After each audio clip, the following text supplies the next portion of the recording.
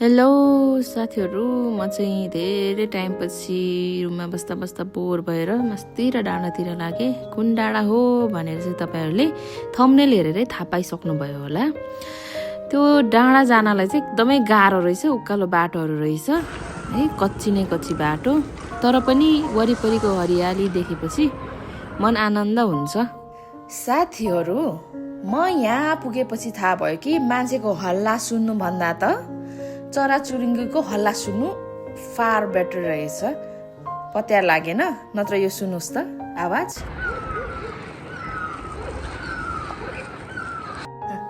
भन्दै त थिएँ नि, कस्तो लाग्यो तपाईँहरूलाई? रमाइलो लाग्यो होइन? हुन्छ, अब यहाँबाट हामी मास्तिर लाग्छौँ, डाँडातिर।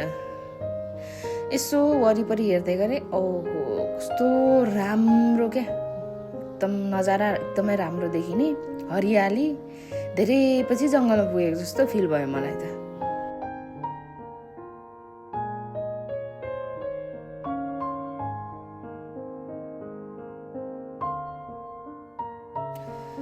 साथीहरू, यो अगाडि देखिरहेको छ नि, यो अग्लो पहाड, त्यता जान लागेको खास हामी चाहिँ।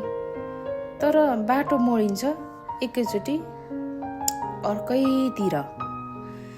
त्यो डाँडामा खासै पुगेला जस्तो लागेन, तर हेर्नुहोस् न भ्यू। हाम्रो मौसमले पनि कस्तो साथ दिएको क्या। वाह, यो ठाउँ चाहिँ चाल्नाखेलदेखि मास्तिर पर्छ, चम्पादेवी भन्छ सायद।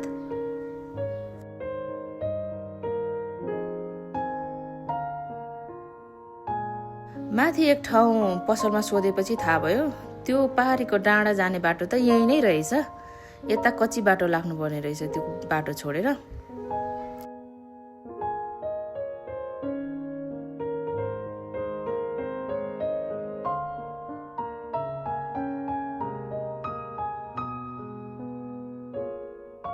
बाटो अलिक उकालो, कच्ची र अलिक अप्ठ्यारो। यो माथि चम्पादेवी माध्यमिक विद्यालयदेखि चाहिँ राइट साइड लाग्नुपर्ने रहेछ। यो ठाउँमा निकै नै उकालो छ बाटो। यो राइट साइड लागेपछि साँघुरो पनि हुँदो रहेछ।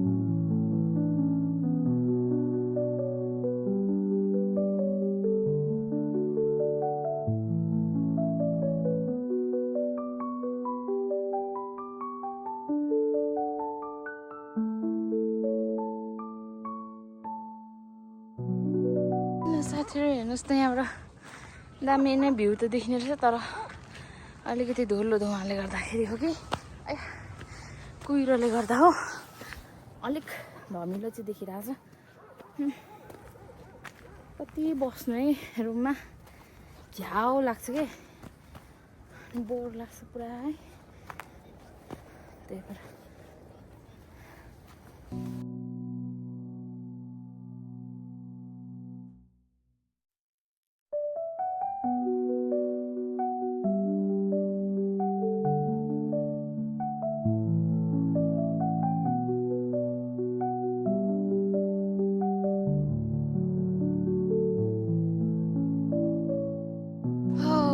यताको भ्युज एकदमै राम्रो छ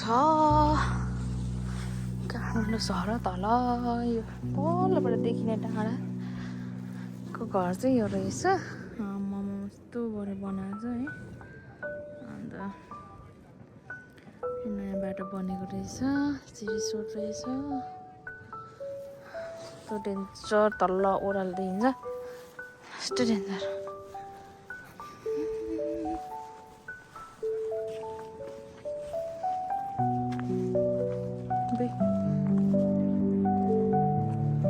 एकदम भिरालो रहेछ क्या भित्रदेखि चाहिँ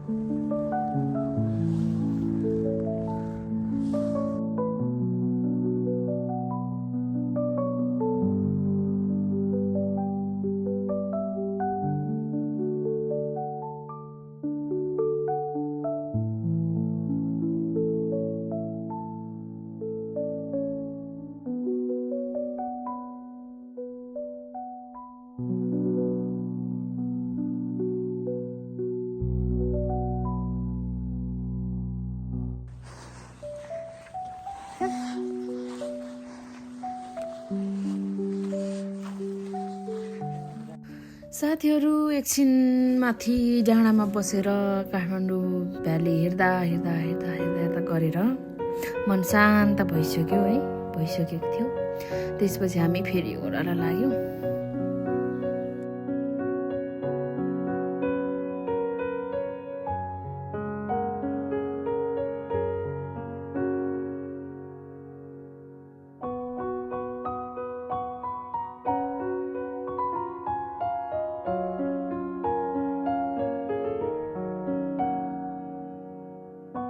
साथीहरू मलाई त यसो हेर्दाखेरि यो बारीहरू कस्तो राम्रो लाग्ने क्या बारीमै गएर काम गरौँ जस्तो है तर एकछिन हेर्दाखेरि सोचे जस्तो कहाँ हुन्छ र काम गर्नु पनि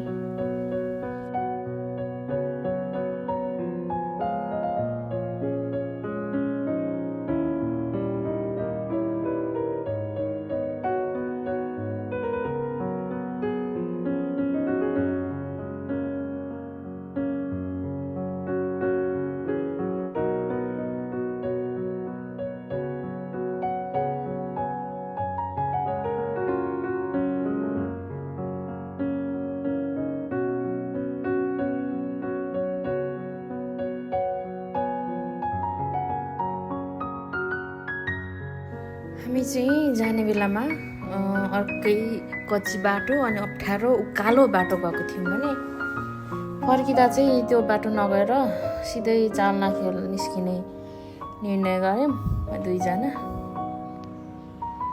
अनि त्यही भएर अर्कै यो राम्रो बाटो नै हामी निस्क्यौँ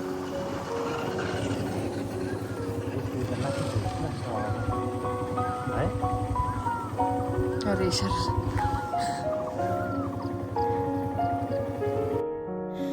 हामी चाहिँ ओह्रालो आउँदा आउँदा यो हेटौडा बाटो आउने यो दक्षिणकाली बाटो आउने भनौँ एउटै हो बाटो त्यो बाटो आयौँ र हामीले थोरै सामान चाहिएको थियो यहाँ बाटोमा बिटमार्टको नयाँ शाखा खोलेको रहेछ त्यसमा केही सामान लिएर हामी चाहिँ आफ्नो बाटोतिर लाग्यौँ मासतिर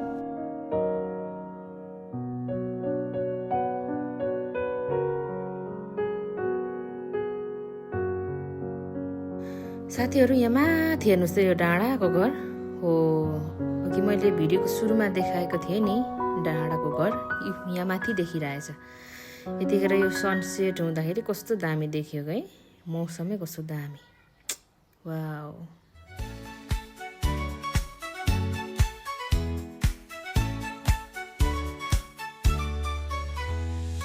Sunshine pouring through the trees, happy days, a gentle breeze. Friends all around, laughter fills the air. In this moment, we haven't a care, a care. Oh, happy days, let's celebrate. Cherish every second, it's never too late. With smiles, shining hearts so light, every moment feels so right.